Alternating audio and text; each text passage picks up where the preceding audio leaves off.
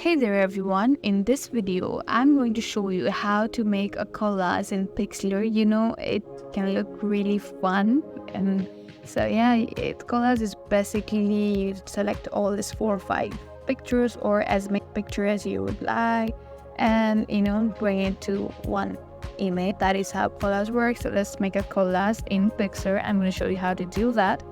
So let's tap into the app, and there's an option that says collage. You have to tap into that, and here you can select as many photo you'd like. Let's select one nature photo mostly. So yeah, I'm gonna select 6 of these. So let's tap add button. Let's see how beautiful collage it has made for me. You can also adjust the border, like the size of the photo.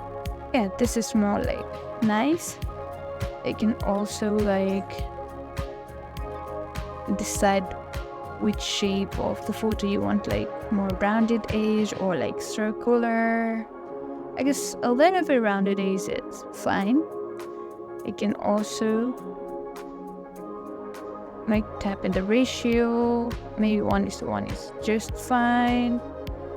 You can also choose the layout. Over here, there's many layouts. So this is how you make collage in Pixlr. It's quite simple.